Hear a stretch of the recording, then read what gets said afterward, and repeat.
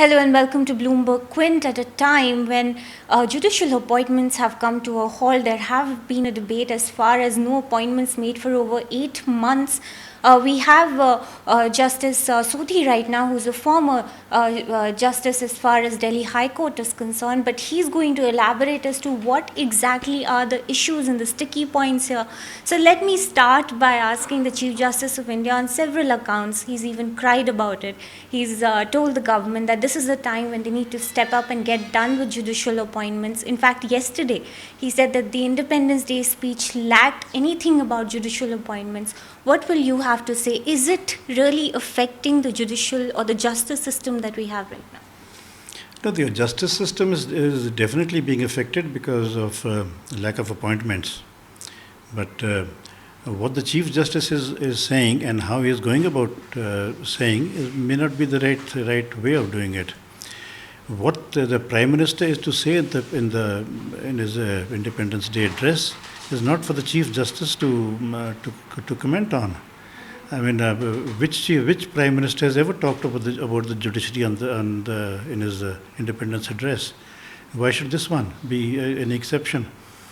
Besides that, yes, there are sticky points between the judiciary and the executive, and more so on the appointment of the judges, and also how to discipline them, and also various other aspects of this of the system. And the legislature certainly doesn't like the judiciary to have taken over its functions of making law. So all these are points of debate and of concern to both the judiciary as also the executive and the legislature. Right, so coming back to this issue, it's been going back and forth from the courts now to the judiciary. Do you believe that the NJAC was brought in a hurry, then it reached the court, now even the parliamentarians, they did not bring in a bill for it? Does it really raise a question as far as the whole Collegium system is concerned with this matter going back and forth? See, the Collegium system in the inception was a hijack of the Constitution. Constitution was never amended. There's a procedure established in the Constitution of how to amend itself. That was never followed. But the judiciary took upon itself the power to appoint itself. That was the first step in which I think the Lakshman Rekha was crossed. Then came now the bill which you say was in a hurry.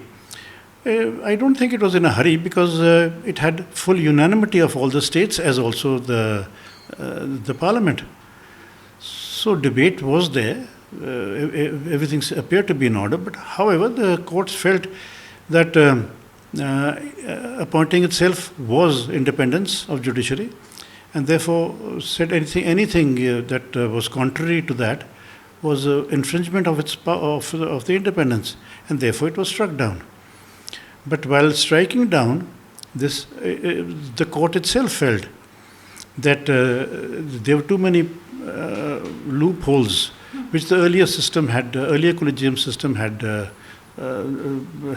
left, and therefore they thought it best to make a memorandum of procedure, and this memorandum of procedure should give the transparency aspect, should look into the procedural aspect, should look into the qualifications, should look into there must be some system according to which an appointment is done. This unfortunately it handed it back to the government. It could very well have laid on itself the criteria and be done with it. But then now having handed to the government, it has become the function of the government to obey the judgment of the Supreme Court. In doing so, it has created a kind of a logjam between the Chief Justice saying yes and the executive saying yes. Now this, to resolve this, it should take I think should take wisdom, but and not name throwing and mudslinging. That will not help. That is not a mature way of solving institutional problems. So I think it will be solved, hopefully quicker, the better. But how do you see it getting solved quicker, especially with the whole issue being who drafts or who decides the contours of the memorandum of procedure? August first week is when the government has sent back the recommendations to the Collegium saying, we will draft it as per your order. Collegium again is saying, especially with the Chief Justice saying, no, we will draft it. The registrar will do it.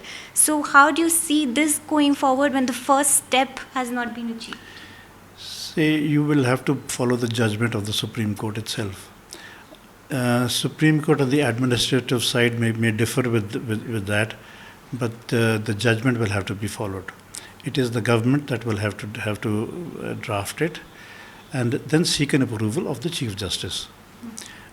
This approval, well, it's not forthcoming, and they will definitely be give and takes, but in the larger institutional background, I think it really doesn't matter if two responsible bodies have certain powers with them. How does one body think that the other is irresponsible? I mean that is not a very correct way of looking at such huge and large authorities, which are constitutional in itself. You are actually undermining the Constitution if you don't believe on each other, or you don't have trust on each other. So another bone of contention has been if judges or relatives of judges are on the same bench, then they should be transferred and the government should have the final say. However, the Chief Justice of India has responded to it saying, no, the Chief Justice should have the final say. What would you have to say about that? Now, this is a question of morality, really. And justice should be seen to be done rather than only being done. So that's a dicta. Obviously, you can't have your family members practicing in the same court or before the same benches. This has to be avoided, must be avoided at all cost. Now, who transfers who is of no consequence, really. After all, that man can't be there. Whether that man goes out by an order of the Chief Justice or goes out by the order of the President, how does it matter? So I think there's a lot of non-issues which are coming up and entangled because of egos. I think individual egos, not institutional egos. Institutions do not have egos. They work and they function intelligently. It is individuals who have egos, and those individuals do not own the institution. They come and go. And so the last issue, the contour on MOP is that who will have the final say when it comes to not appointing someone. The government is saying we will have the final say. Chief Justice is saying no, we will decide whether someone has to be appointed or not. See, it doesn't matter. Let us say the government says that a particular person is not fit to be appointed and gives its remarks. Now, I for one would feel that if the remarks are substantial and are not fanciful, why should the Collegium not accept it? Why do you want a second rater to be there, or a person with questionable integrity or antecedents to be a part of the judicial system? I mean, it is. I think it's a very simple answer, but to say that even if you object, I will overrule you. Now, this kind of overrule you, this kind of is again like I said, institutions do not quibble over this.